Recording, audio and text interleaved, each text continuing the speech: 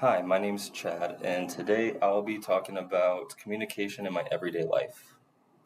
Did you know that nonverbal communication has developed so much that we actually send nonverbal communication over text message? When you send an emoji, you actually send nonverbal communication with the facial expressions of your emoji.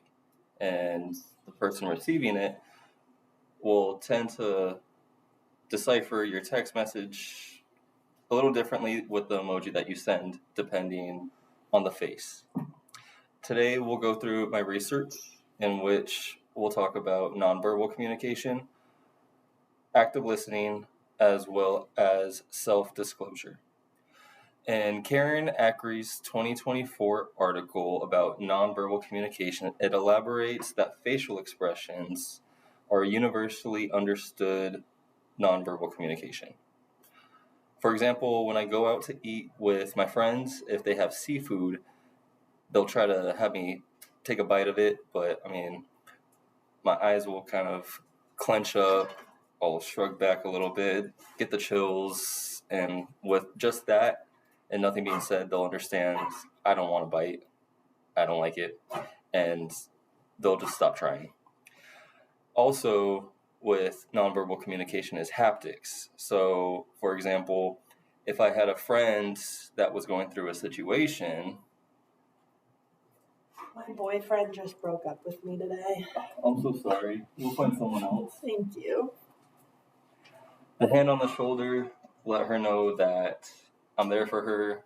It was comforting, and now she can go on with her day and find someone else. Also, there is another form of nonverbal communication, which Kendra Cherry states in their 2023 web article that the different types of self-disclosure is low self-disclosure and high self-disclosure. So for low self-disclosure, an example could be like going on a first date.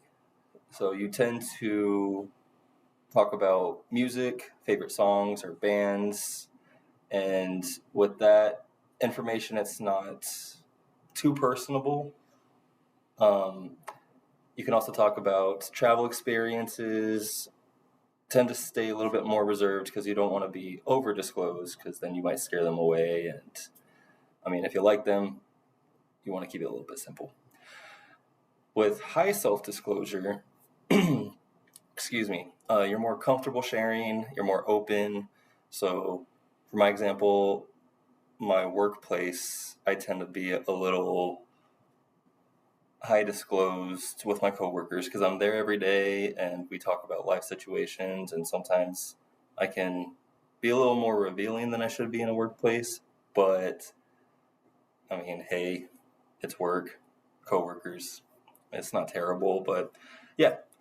And so when you meet new people, such as myself, if you really vibe with them, you can also over disclose and kind of talk about life experiences, which can be received with a mutual response, or they might kind of back up a little bit and be uncomfortable with themselves because you over disclosed a little too much. So those are the different types of self-disclosure. In Stephen McCormick's 2022 text on active listening, he has 6 different processes, steps, if you will, within that nonverbal communication of active listening. The first is hearing, which we all tend to do. Simple, you hear them, but understanding, the next step, is where I have my own disconnect because, per se, if I'm cooking and one of my roommates is talking to me, then I might not be able to interpret what they're saying, which is the third step because my mind is elsewhere.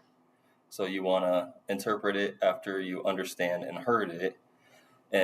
But with a serious conversation, if there's something going on in a family member or a friend's life, they have my undivided attention. And at that point, I'll be able to evaluate what's going on. I'll remember it, and then I'll be able to respond accordingly with the situation. Also, for me personally, remembering comes down to sometimes putting like plans in my phone, which helps a lot, and then be able to respond to the situations when I can come through with those plans. To wrap up what we discussed with our communication in everyday life, we walked through nonverbal communication as well as self disclosure and active listening. Overall, I've realized that my active listening does need a little bit of progress, while my self disclosure can be withheld a little bit. Throughout this class, I've learned different types of all nonverbal communications and communications throughout everyday life. Are there any questions?